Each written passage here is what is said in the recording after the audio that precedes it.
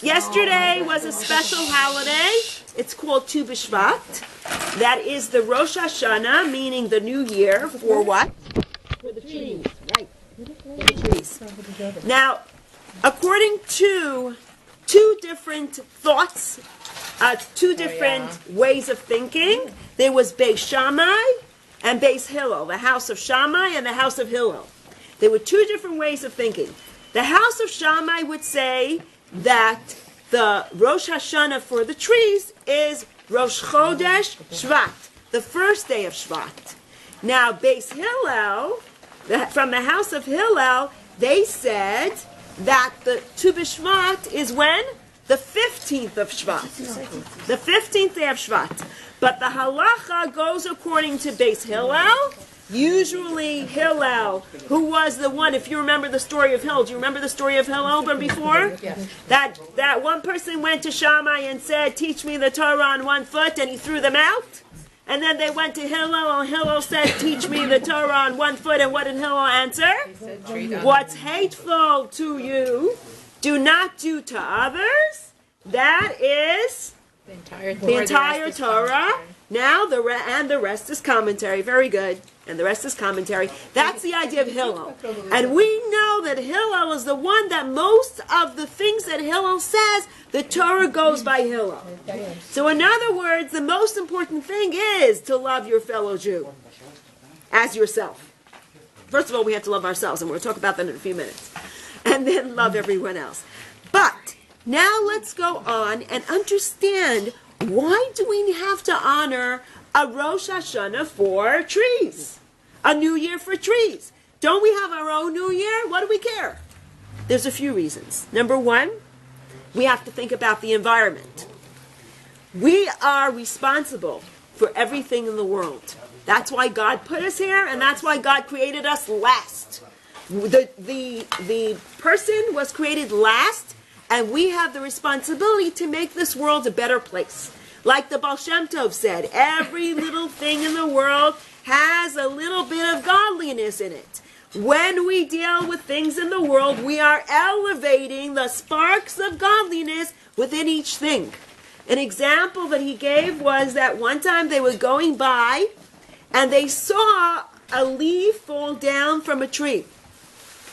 And his students asked him, Baal Shem Tov, I don't understand. What's so great about a leaf falling down from a tree? He says, let's look under the leaf and see what's there. They picked up the leaf, and a little caterpillar was there under that leaf. So God made that little thing fall, a little leaf fall, just to cover the caterpillar.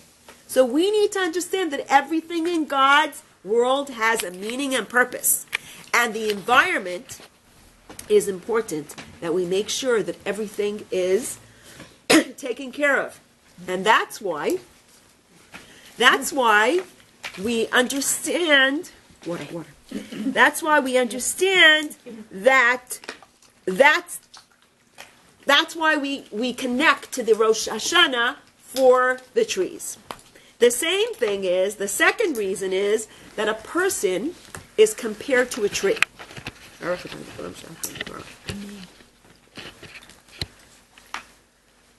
So the person is compared to a tree. Ki Adam eitz hasada. Every person is like a tree. We have different parts of a tree. What's the bottom part of the tree? Roots. First comes the roots, then comes the trunk and the branches, and then the leaves and fruit. Very good. Okay, so what are the roots? The root is the foundation. The roots are underground. What is the trunk?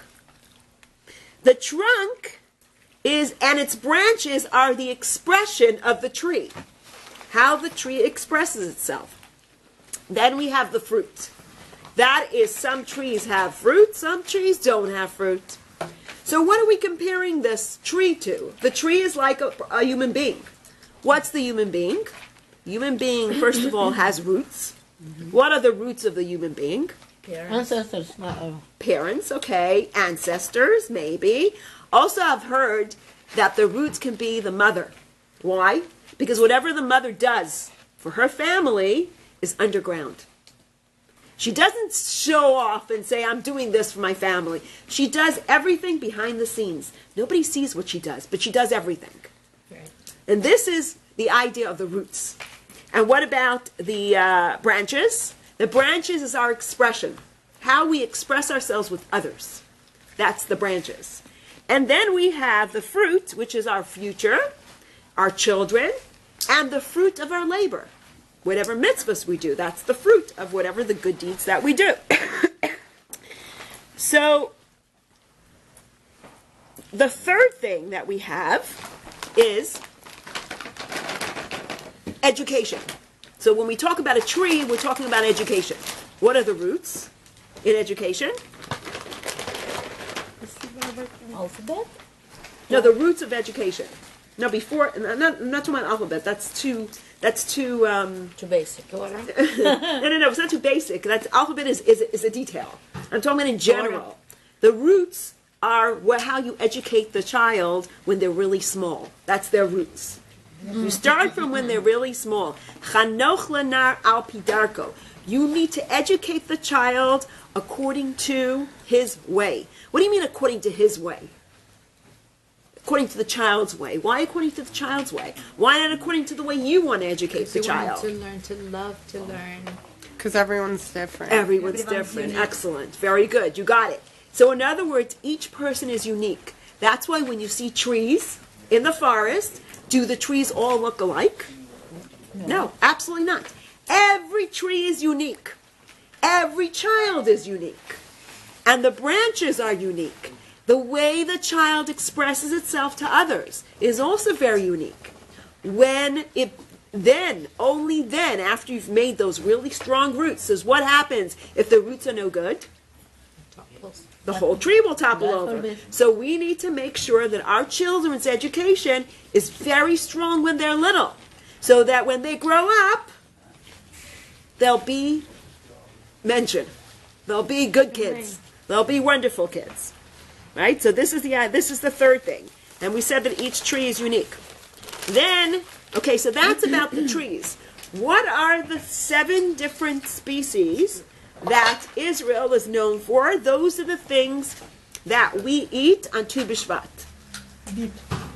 What? Grapes. Wheat, right? Grapes, good. Dates, good. figs, good.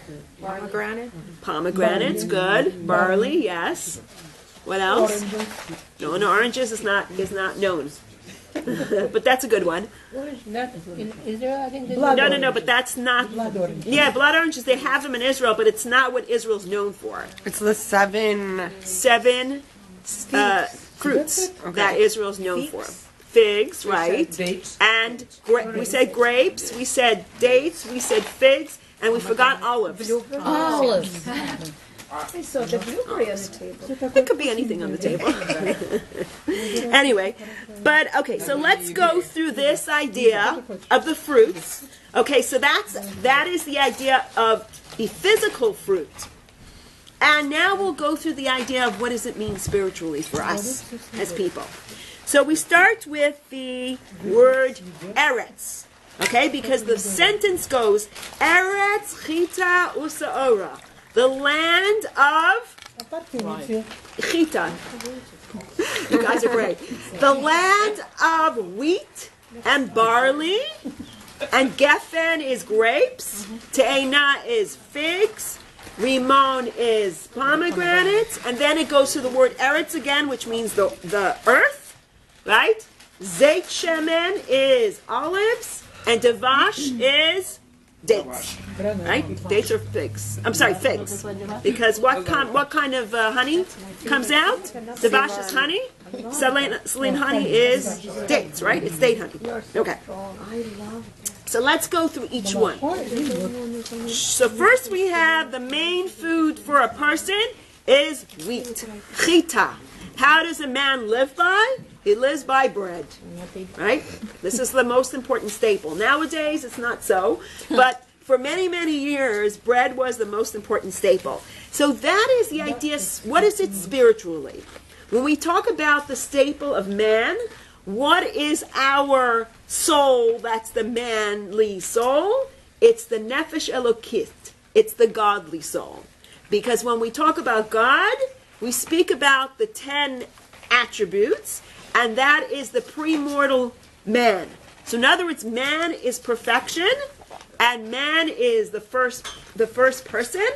And so therefore, when we talk about wheat, we talk about the nefesh elokit, the godly soul. That's the first one. That's chita. Then we have se'ora. What's se'ora? Se'ora is barley. Who eats barley usually? Animals, right. So that is... Well, love it. Yeah, we eat barley too, but barley is primarily a food for animals. Although people eat nowadays. Actually, it's much healthier than oatmeal. Okay, we'll go through this at another point. But thank you very much. Sa'ora is barley. Barley is elevating which part of us? Nefesh habahamit, the animal soul. So the first step was dealing with our godly soul, which is the easiest thing to do. Godly soul, we do something. We do one mitzvah, we're already dealing with our godly soul. Animal soul is a little harder. Why is the animal soul harder? Because we love to eat, we love to sleep, we love to enjoy, have a good time, this and that, so sometimes you're too busy with your animal soul. Okay, so that's Sa'ora. Then goes Geffen. What's Geffen? Geffen is wine, right? But Geffen, in this case, we're talking about grapes. Okay, very good, but you make wine from grapes. Okay, so what is the idea of grapes?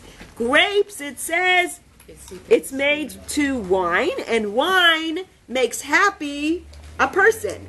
Yayin, Yismach, Levav, Enosh.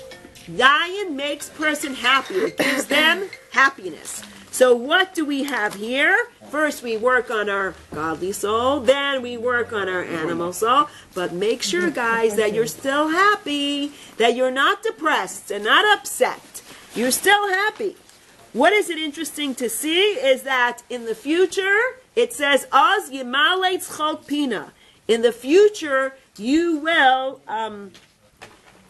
be very happy.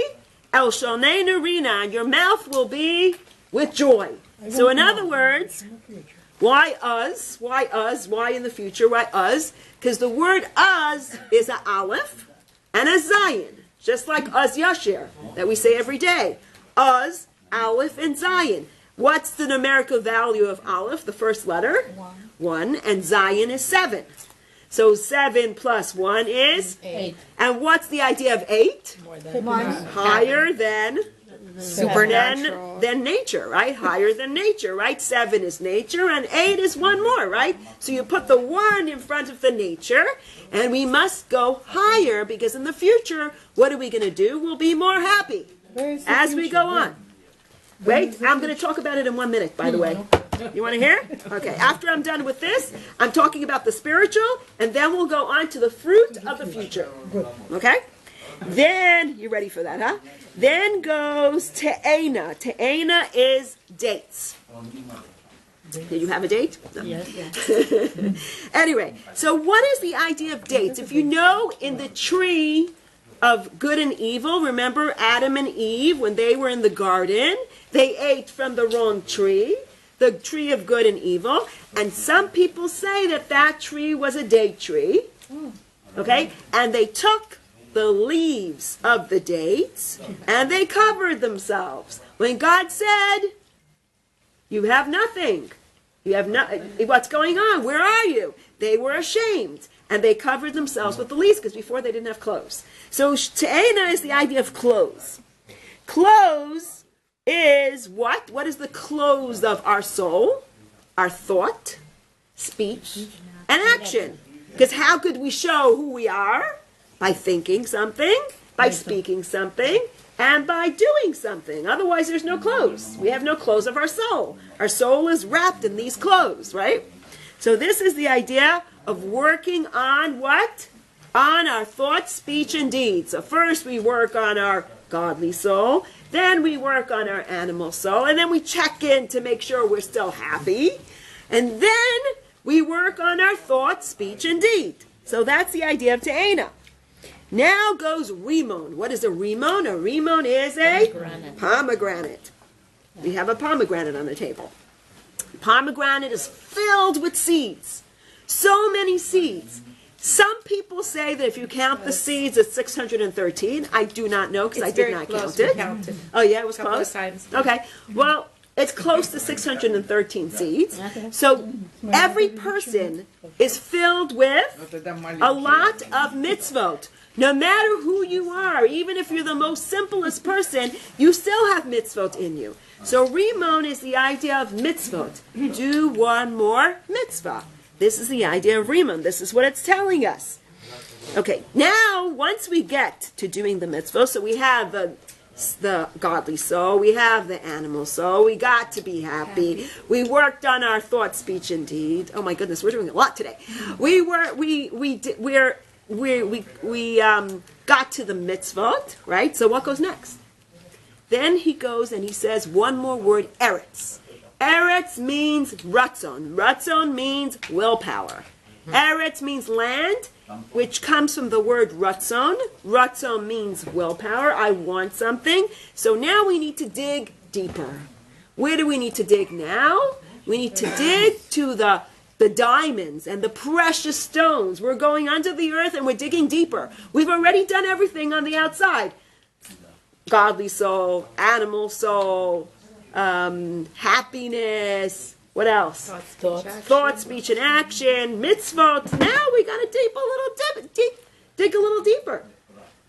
Where are we going to dig? Now we're going to where? We're going to zayit, shemen zayit, which is olives. So olives, if you know the idea of olives, what are they? They're bitter. And what do we need to do to get olive oil, which is very good staple? We need to crush it. And what happens when you crush something? All the oil comes out. Right, so crushing is basically the idea of Miriam. Do you know Miriam? Miriam was the sister of Moses. What happened to Miriam? When she was little, she lived through what? The 86 years of pain in Egypt. The strongest pain in Egypt. But she was always saying, Moses is going to redeem us. Nobody believed her. Even when he was put in the water at the beginning of his life, she said, he's going to redeem us. And her father said, how could he redeem us if he's going to be thrown in the water now? What is he going to do? Don't worry, he'll redeem us. And she watched this child grow up for 20 years in the house of Pharaoh. And when he ran away for about 60 years, she waited. She says, I know he's going to come back and redeem the Jewish people. And you know what? He did. So Miriam, who was the word mar, bitter, she saw to the Jewish people after she was crushed, what came out? The good olive oil. God redeemed the Jewish people. So this How long is did they live? Like Moses and Miriam and people in that generation. Moses lived 120 years. Okay. No. So it's been getting less and less consecutively. Yes, it's gone down and now it's going up again. I mean, that we did notice that it is going up again. Okay. I mean, people living more in the 90s than 80s and 70s like years ago. Yeah, that's and 60s, right? No, I mean, this generation is more 80s, 90s. You know, we're getting to that point. Soon it's going to be 100. That's crazy. Yeah, we're waiting for that. Anyhow, so basically, what does it mean crushing? God is cleaning us. It's a cleansing process. We're getting cleaned. We're coming down to the idea of shemen zayit. Shemen zayit, if you know, olive oil is considered the hidden parts of the Torah. Because the hidden parts of the Torah is like olive. We don't see it. It gets crushed, and it comes out little pieces, come down to us. Little by little, the hidden parts of the Torah are coming to us. And where does it come to us? It comes all the way down to davash. Davash is honey. What kind of honey are we talking about here? We're talking about date honey. Was it date honey or fig honey? Date honey, right. Date. The other one was figs. The leaves were figs, and this is dates. I'm sorry, I mixed them up. I said before figs, but it was really, no, I said dates, and it was really figs. Okay. So the leaves were figs, and now we're talking about dates. I'm sorry, it's date honey. Anyway, so here we come down to the dates. And the dates are sweet. And we're coming to the sweetest part of the... And what is dvash? Dvash is honey, and it's sweet. So it's called rebuilding. What are we rebuilding? Like we see, years ago, people used to say the temple is destroyed, and they used to cry all the time. Now, when we say the temple is destroyed, we also say what? But it's being rebuilt, that Mashiach is born on this day. And we look at it a little bit differently than people did before Chassidus. And we'll go into that detail in a moment. So, how do we have permission to eat an animal and a plant? Permission what? To eat an animal and a plant. Because they have godliness. They have godliness in them. How do we have permission to eat an animal or a plant? It has life in it. The only way we have permission is because we need to use it for the service of God. Can we translate? Вы не поняли, да? Какой вопрос? Как мы получили разрешение, got permission to eat мясо, животных, цветы. Поняли? Yes, you got it. No. Anyway, so in the animal and the plants, what is there? There's a godly spark. There's godliness in everything. So the only way we have permission to eat these things is if we take them and we do something. In other words, when you eat something, you use the energy of that thing that you ate to serve God or to help another person, etc. If you do it for a mitzvah or for something good and you use that energy for something positive, then you have a right to eat the animal or the plant. Otherwise, you don't have a right to eat it. If you're going to go, eat animals and go kill someone, that I'm being, extreme. But if you're going to do that, you don't have a right to eat the animal. Absolutely no right. So, and you should become completely permeated with what you ate. In other words, you ate something, you use it for the good things. So that's basically on the outside.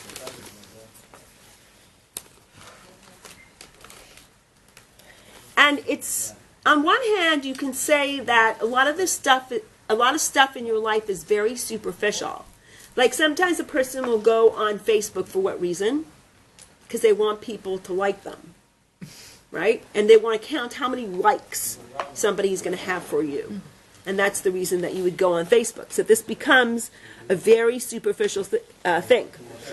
It says, Kokfuta bat melech panima, that a woman, her beauty is coming in. Remember we said before about the idea that a woman is the roots?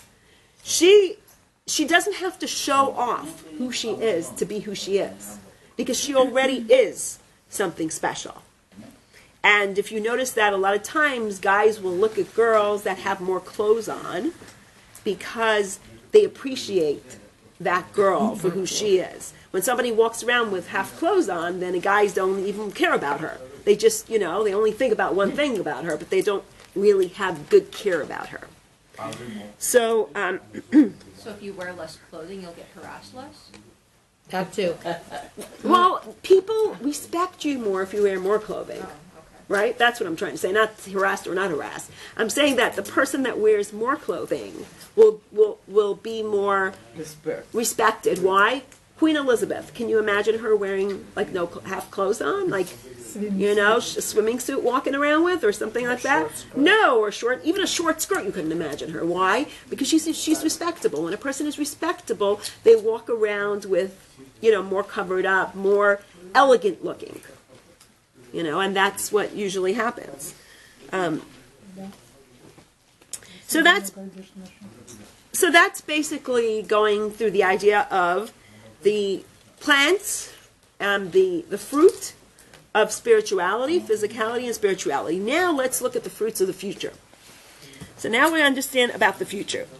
So the interesting thing is, we'll talk about the Zohar. The Zohar is a book that was written by Rabbi Shimon Bar Yochai when he was in the cave. Remember, there was a person named Rabbi Shimon Bar Yochai. He was in the cave for 12 years, but he wrote. This was during the time of the Romans. The Romans were after him. He ran into a cave, and he lived there and made the Zohar there for 12 years. And it's interesting to note that the world is divided into 6,000 years. We have, and the days are also divided into 6 days, and the 7th day, of course, is Shabbat. But the world is also divided into 6,000 years. So each day is another year. So we went through this at one point, that we talked about Sunday. Sunday is the first 1,000 years. The first day of creation, what was created? The dark and the light. Right? So what happened the first day in creation? Who did we have? We had the story of creation, the beginning of creation, and how people were wonderful and light and good, and they lived long lives. And then we have the flood, which is the second 1,000 years, and that was the idea of dividing the firmament. So it was a time of division. We had the flood, and we had also the what do you call it, the Tower of Babylon. Everything is about division. So then we have, that's from the year 2000 to the year, 1000 to the year 2000. Then we have the year from the year 2000 to the year 3000, which we understand that's the time that God gave the Torah. And at that time, the third day of creation was what? The flowers, grass, and trees. It was all the blooming, the new blooming. The Torah was given to the Jewish people in 2448, so that's the same time. Wow. And then from the year 3000 to the year 4000, it was the sun, moon, and stars. We had the first temple and the second temple, the sun and the moon. The first temple had a lot of miracles happened during the first temple, whereas the second temple, none of the miracles happened. So that's why the first temple is like a sun. It was more illuminated. The second temple was like a moon. It was small. And then we had all the stars, which basically mean all the great sages that lived at that time. Then we have, so that's 3,000 to 4,000. Then we have from the year 4,000 to 5,000. The Jews were already chased out of Egypt, out of Israel. So from the year 4,000 to the year 5,000, we have, what was created at that time? Created the small animals, the creepy crawly animals, and the birds, and that's compared to all the nations that took over the Jewish people, the little nations here and there, and then the big nations are the big birds, etc.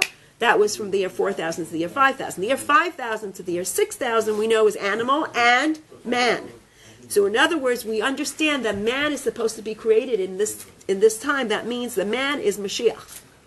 So from the year 5,000 to the year 6,000, somehow Mashiach has to be here already. But we don't see it, right? So let's go through this idea. So from the year 5,000 to the year 6,000, now what year are we in? 5779. That means we're very close to the year 6,000 already. That means that Mashiach should be here already. It doesn't make any sense that he's not here. Now, what does Mashiach mean anyway? What does it mean to see Mashiach? It means it's an era. It's an era of Mashiach. It doesn't mean that everything's going to change in 1 second. It's an evolving change. And as we go through this evolving change, we start to see that there is an evolving change. If we look at that, we see by the year 5,500, which is 500 years into the new day, right? Because you have a night and you have a day. So halfway through would be the morning. How usually a Jewish calendar goes? First is the night, then is the day, right? So what's the day's morning? The morning is the 500 year mark, right? That's the morning. Are you following me? Okay, are you following me? 500 year mark would be the morning already, right? The night before would be the beginning of the 1,000 years, and in the morning it's already the 500 mark. So if we look at history, what is the 500 year mark? It's 1240 in English calendar. And in 1240, which is actually 2 years before 1240, it was the time of the Arizal, which was a Rebbetzin Mattie Pil, who was a Kabbalist. The first time that we actually see this Kabbalah, this Torah of Mashiach, we see it in the 5,000 mark. We actually do see it then. Then we need to go further than that, and we continue on to the morning.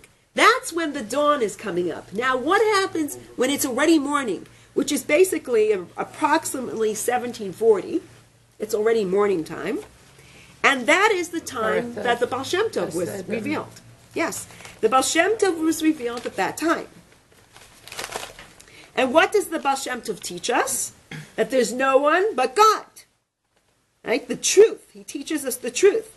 He teaches that every single person has a spark of God in them. Every person has a little bit of God in them. So this is the beginning of starting the era of Mashiach. The new era, the new Torah, teaching the whole world about godliness. What is God? Because what does it say when Mashiach will come? In the Rambam it says that the world will be completely with the knowledge of God, just like the water covers the earth. That is the exact words of what Mashiach is supposed to be like. And the beginning of knowing God is this time, starting from 1240, then going to 1740, and going further. And we continue on, and we see Reb Shneur Zalman. He creates an understanding of godliness. He writes the Tanya. What does the Tanya teach us? About God. It teaches us about God. It teaches us what God means. It teaches us love for God. It teaches us awe for God. It's all about God. He creates this teaching that we start comprehending more and more what does God mean. And it causes joy in people when they understand what God means. Then we get further in 1848, and he prints a book called Likutei Torah, which gives us more information about the knowledge of God. And continue on. We go through all the different Rabbeim. Then we start with 1906 as the next date. And each time we see more and more deeper and deeper understanding of what godliness means. Until we come to the Rebbe. What does the Rebbe do with all these books? He gets them all printed. All the books that were written on Chassidus, that were written on godliness, understanding God, he gets them all printed. Printed in what? Just in Hebrew? No. In English, in Spanish, in French, in Braille, in Russian, whatever language you speak. And it goes on from there. The Rebbe invests in the whole world. And not only does he invest in people learning, he's also investing in sending out people all over the world to teach people in every city, in every state, in every country about what? About God. About godliness. I don't know, I go on the internet and I am so surprised at how many people are talking about God in this world now. It's so surprising. Like you would not expect it. You go on these TED Talks and they're all talking about God. Where did that come from? The Christians are talking more about God than they ever did before. Before they were talking about their God, their Savior. But now, lately, they speak more about God. I mean, you see it everywhere, globally. Umala Hashem Deas Hashem. Umala Hashem. God will fill the earth with the words of God. What does God mean? This is just the beginning. This is the beginning of the change. You say, oh, where's Mashiach? Where's the temple? No, this is the start. We got to start somewhere. It's not going to be like the ones. It's the steps, right? Step by step. This is the idea of unity. And this is the idea of rebuilding. This is the idea of now. Years ago, when people would hear about the temple being destroyed on Tisha B'Av, everybody would sit and cry for hours. Nowadays, when you hear about Tisha B'Av, did you hear at the Kotel, what were they doing there? Were they crying? They were singing. Right. In other words, the joy is already starting. We already have the song. We already have the happiness. We have the happiness of the time of Mashiach, because it says, "Az yimale tzchok pina." The happiness will come later, like we talked about when we talked about the geffen, about the wine. Remember we said that in the future, this happiness is going to come. It's starting already. All we need to do is really open our eyes and understand that happiness is here already. Everything's here. We just have to continue with it. We have to spread it more. And like the Rebbe always said, if you're Jewish, you learn the mitzvot. If you're not Jewish, you have to teach the person 7 Noachite laws. At least to have a good judicial system. We have to continue with all these things that will bring Mashiach. And we already see it opening its doors little by little by little. And yet, we see bad things too, which is interesting. Because why did God create 2 eyes? The right eye to see what? To see the positive, to see the happiness. The left eye to do what? To keep away from the bad stuff. You don't have to see it. Keep away from all the bad stuff. You see the bad stuff, keep away from it. Look with your right eye. Look with your good eye. It's funny, my father used to say that all the time. That's why I'm laughing about it. Positive approach. Yeah, you have to have a positive approach. This is very important. And we see it more and more. That's the fruits of the future. We are already in those fruits. We only have 122 years left to the year 6000. And we've already come very far. That means that right now, we're ready. Although my husband says that we have to take off 210 years of each Egyptian bondage. And what do we get? We only get another 12 years. That's pretty good. I like that one. And it means until the base of Mikdash will be built. No. We're going towards Mashiach. And this is more and more and more we see this. This is the fruit. This is the idea of Eretz. Eretz is Ratzon, willpower. If we really want something, we can actually make it happen. We work on ourselves little by little by little. It's all with practice. Look at things positively.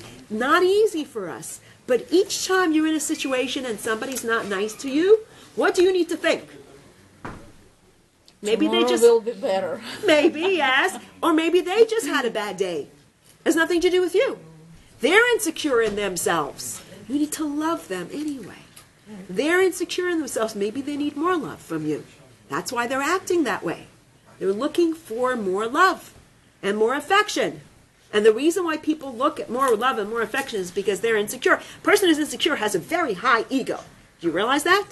Their ego is really up there. When you're insecure, you have a very big ego. When you're very secure in who you are, you know your talents, you know what you need to do in life, it's a whole different ballgame. Then you don't have an ego anymore. Because you know what you need to do. And no one's going to stop you. So let's go back to Hillel. Let's love everybody. And let's care about every single person. And look around and see who else we can help. And what else can we do good? And where can we spread out our fruits all over the world and bring us all together as one? Amen.